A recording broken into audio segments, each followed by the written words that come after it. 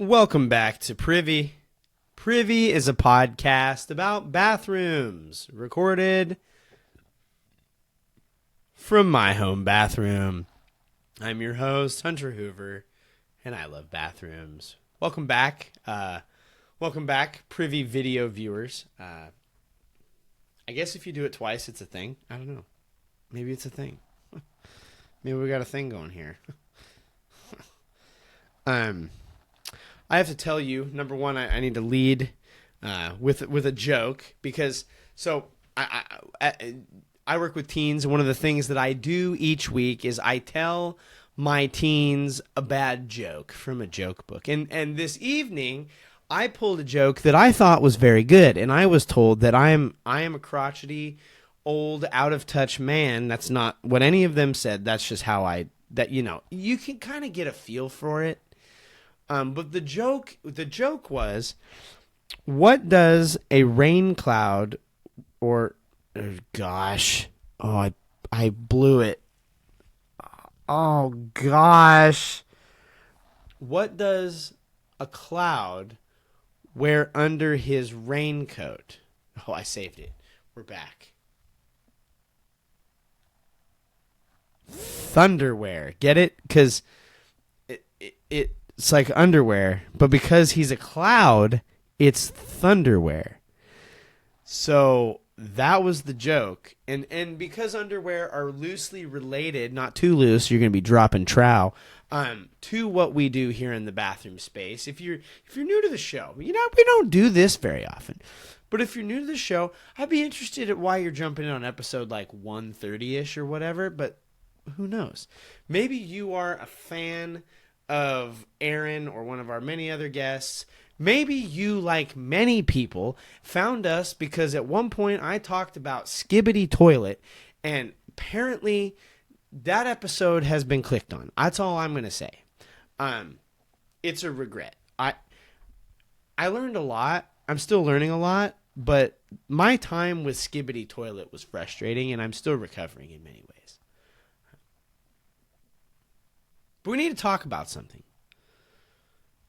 And kids, maybe just take a lap, because this one's going to be a little bit, it's not like bad. We always try to keep it family friendly, or as family friendly as we can keep a podcast about bathrooms.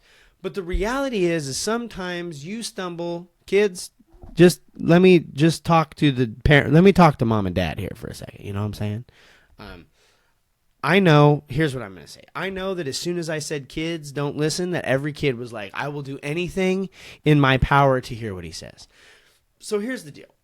I'm going to tell you a little story. I've been trying to keep the bathroom check-ins to a minimum, because I realize not everybody wants to hear about like what I'm doing on the daily, because what I'm doing is pretty significant. But not everybody wants to hear that. And I know that's hard to believe, but I get it. But this week, my kids are in T-ball and coach pitch baseball here in our town. And I stopped off. Oh my gosh. I went and I'll just paint the picture. So my wife was cold, and so I went to the car to get her like a chair and a blanket or something. I don't remember the circumstances. But the point is I had to make a mid T-ball run to the car. And on my way to the car, I'm walking past the porta potties, and I've already passed the event horizon of like being near the porta potties when I hear this lady open the porta potty door and go, "Oh my gosh!" And all I could think in my brain the entire walk to the car was, when I go back, I have to see it. I have to. I will do it. So sure enough, I get the chair and the stuff, and I'm walking back, and I walk up to the porta potty. I got my phone out, ready to fire. I'm always ready to fire.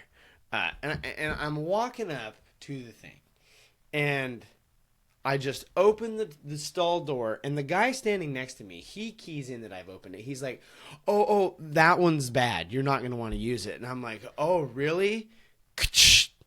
Oh, my gosh. And then I walk away. And he realizes that I essentially walked up to this porta potty, pulled the door open, and snapped a picture of the absolute disaster hellscape that was a strawberry smoothie that went reverso on someone. The biggest problem here is the person did not get the porta potty lid open before that went reverso. So naturally it went everywhere. So welcome to Privy. I'm glad you're here. Kids, welcome back. All we did was talked about vegetables. We talked about fruit. It's not wrong. We did. This week, in honor of Cinco de Mayo, last year in honor of Cinco de Mayo, we talked about the history of Cinco de Mayo, and we talked about the ancient Incan, or I think it was Incan, or Aztec bathrooms. And it's a little bit on the nose.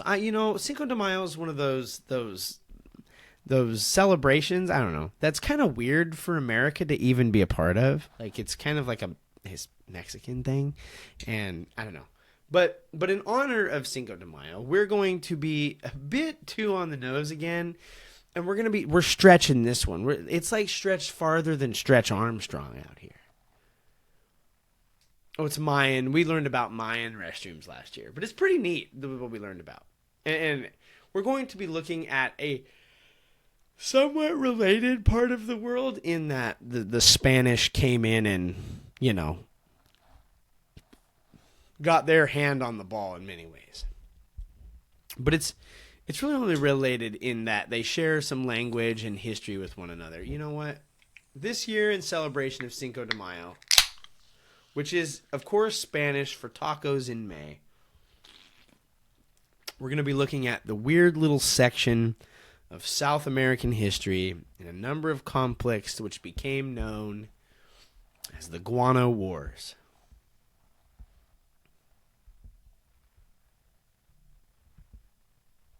In South America, in the land of Peru, in the southern part of Peru, along the Pacific Ocean in the little coastal area, there is a strip of land that is home to the Chincha culture. Chincha are native Peruvians. That is where the present-day city of Chincha Alta hails its name from. I'm also gonna say, hi, I'm Hunter. I regularly pronounce some crap wrong, and this episode's gonna be one of those episodes where I'm definitely gonna pronounce some things wrong, and you just gotta bear with me. You have just suffer along with me. I'm struggling.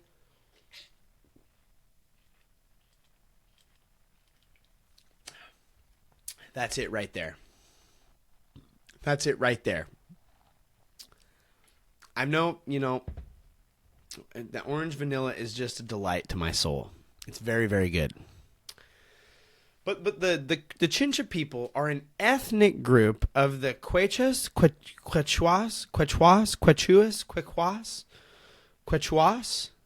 people, indigenous South Americans, is essentially what we got going on here. The Chincha people were at their peak from the year 900 to 1400 AD. And that is when they settled in this lower left portion of Peru. As a culture, the Chincha were a ruthless people. They worshipped a jaguar god, a jaguar. And they themselves believed that they as a people descended from the jaguar. They were also fairly advanced. Though many of the Spanish reports and historical writings reported about the people didn't paint them as that advanced, they were pretty advanced as a people. And that's because, as these Spanish are writing, you can't have the people that you eventually, spoiler alert here, eradicate. Whoops. Spain, dang it, Spain. Look what you did. But you can't make the people that you kind of destroyed you can't make them look good. So you kind of, when you write about them, you kind of diminish some of the things. But the Chincha people, they were skilled at maritime travel and seafaring and maritime trade along their region in the local Pacific. They were skilled in agriculture. More on that in a moment. That's why we're here. They likely had a pretty well used and commonplace money system that was likely used outside of their area and often held a high value in copper. So do the people ripping out catalytic converters out here today, you know? Hey, oh, look at that. Come full circle. The Chincha people were hugely influential to the region and in Peru. The Chincha people are what the chinchilla is named after. The chinchilla literally meaning the little chincha. They're native to Peru. I didn't know that. That's where they come from. These little freaky guys come from down yonder. Not down under. Down yonder. Down under is Australia and down yonder is South America. And that's the best way you can remember that. The Chincha were robust. And this robustivity, what's the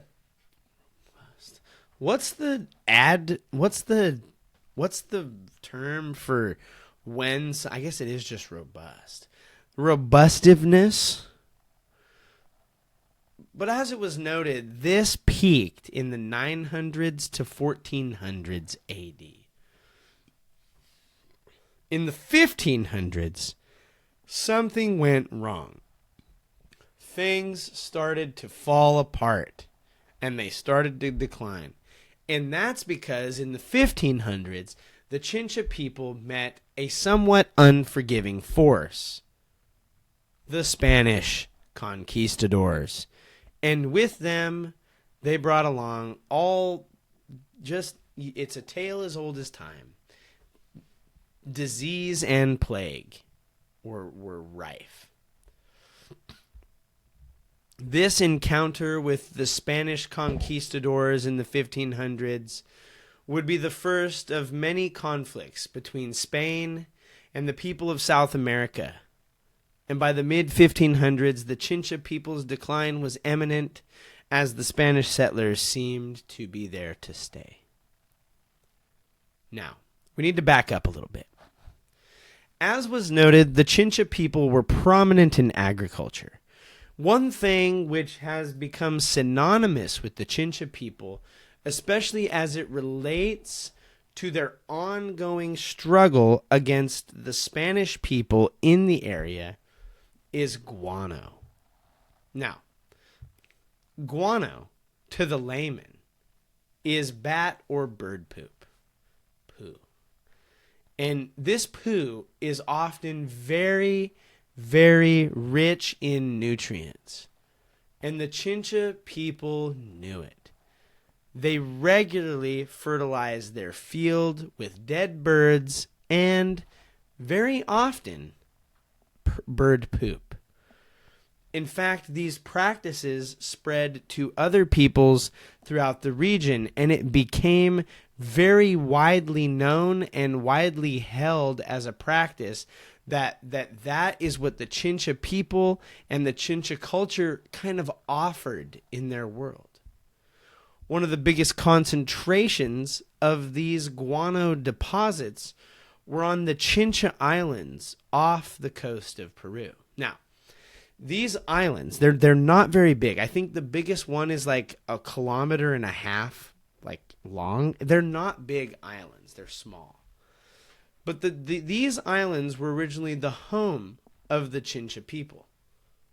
But as they grew in population in the outset of their existence, they began to inhabit the mainland of Peru.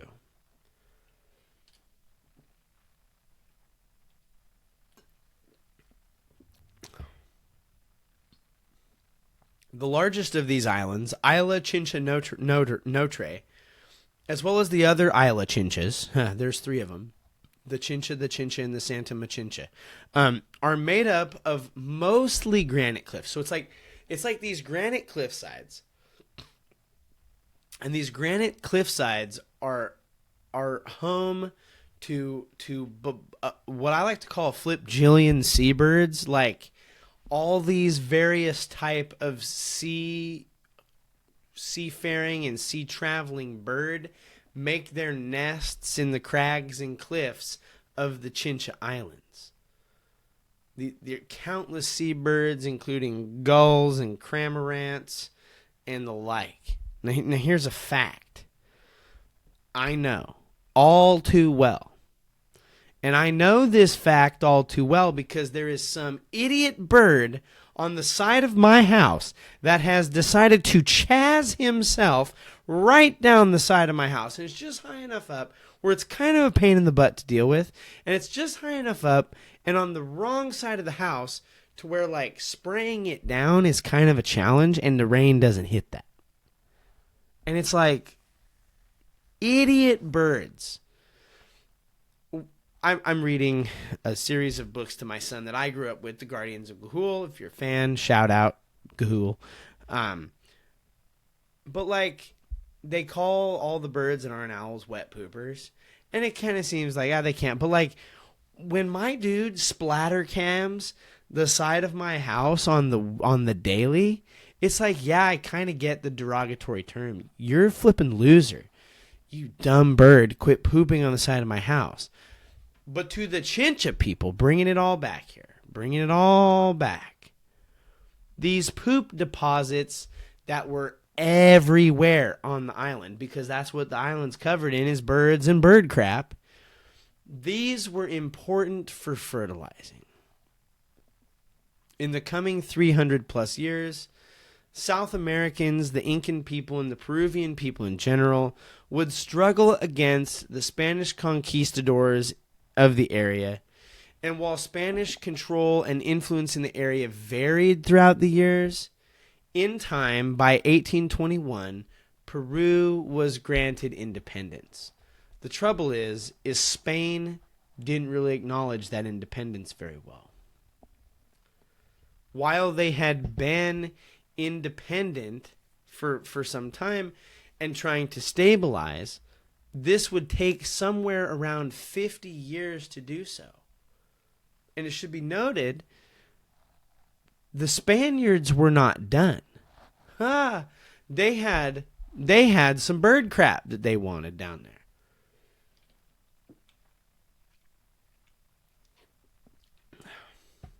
In 1864, the Spanish were back. Under the guise of protecting Basque immigrants to the area, they were determined to reestablish dominance in previously held colonies. They're coming to undo and make what is theirs what they believe is theirs. Here we go. The Guano Wars of the Chincha Islands were a key part of this conflict against Spain and the people of South America. In short, there was a conflict at the Talambo Hacienda, which led the Spanish to raising a blockade on the Chincha Islands, thus cutting off much, if not all, of the Peruvian access to the Chincha Islands, which is where the huge guano deposits were. Now, the Peruvians needed the very important poopy guano, El Poopy Guano, because it was key to exports, trade, and agriculture. To give you an idea of the significance of the guano situation, how important is this poop? You know what I'm saying? I think about that a lot. Like when I drop a grumpy, and I drop some grumpies, I often think to myself, how important is that one? Like in the grand scheme of things, is that the one that's going to change it all? You know what I'm saying? Maybe you don't know what I'm saying. I don't even know if I know what I'm saying. Anyway, not important. Not important. But the Spanish act of taking the islands in this way is said to have impeded about 60% of Peru's trade. Now, when you are a country and you're gaining independence, you're going to want to diversify your portfolio. Now, when your portfolio is 60% shipping crap and getting crap, selling it to other places, like, I'm not saying it's a bad thing, because it's a good thing. Like, you gotta shake what God gave you. You know what I'm saying? But like, we gotta do something more. We can't sell crap forever, right, guys? Like, right? But this impeded like 60% of Peru's trade. During this time, Spain also launched campaigns against Chile, Bolivia, and Ecuador. These conflicts included Spanish ironclads. These were giant, big, steam-powered warships, and it commemorated the first time for one of these ironclads to circumnavigate the globe. That was during the Chincha Island Wars, the Guano Wars. It was the first time Spanish ironclads circumnavigated the globe. While much of the Guano Wars, thus named for how they started, was fought in the 1860s, peace treaties to officially end these struggles were not signed until the 70s and 80s.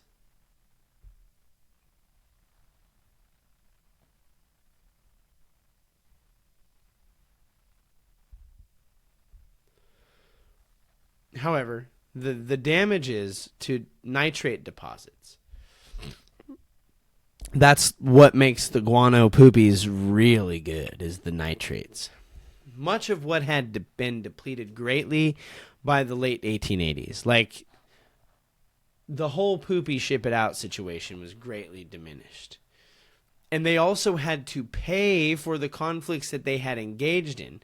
And so to pay off these debts and to connect our discussion here about the Guano Wars in commemoration of Cinco de Mayo, which is like Mexican independence, but it's a stretch. To connect our discussion of the Guano Wars to our time discussing fertilizer, the answer to the question is of how did Peruvian bird crap end up in European soil for the fertilization of European crops? The answer is the Peruvian Corporation, which had its headquarters in London, England. The Peruvian Corporation controlled the railroads in Peru, and it would take over 66 years. They're going to take over the situation in Peru. And they would mine and export 3 million tons of guano to the U.S. and Europe, and they would pay over 2.5 million euro in their time. So over the course of 66 years, the Peruvian Corporation, headquartered in London, paid Peru 2.5 million euro at their time, which is a lot of money, to export this guano for the furthering and bettering of European soil and the further development of fertilizers used today. I should say the Peruvian people hated this deal, but it paid the bills. Today, there are ongoing endeavors to restore and preserve the guano deposits and other natural resources and animals on and around the Chincha Islands. But all of this, the conflict, the Chincha Island Wars, the Guano Wars, the Chincha Island guano deposits did a lot by way of expanding and bettering fertilizer in the U.S. and Europe. And I would say, why wouldn't it have helped the fertilizing things in Peru? Today, guano deposits are up. They've increased again. But it should also be noted that with the further development of fertilizers around the world, Peru does little to export this poop. They still do some, but not to as great a degree. In all, the Spanish and the Peruvian conflicts in the Chincha Island Wars and the Guano Wars was long, and it kind of stunk. Happy Cinco de Mayo. This brings us to the end of another episode of Privy. Thank you so much for being here. Thank you for joining us. I hope you're enjoying the video. If you do, go over to the YouTube, subscribe, leave us a comment, and say, hey, keep the video coming. It's a little extra work, but as podcasts trend that way, we want to try some new things. See what we do. Trying new things. I told you guys I'd always keep learning. Follow the show. You can follow Privy. It's at Privycast. You can follow me. I'm Hunter. I'm at Owlet7. Go follow us on those things. We would love that. Send us an email, privycast@gmail.com. We'd love to hear from you. Episode suggestions, ideas, comments, concerns, feedback.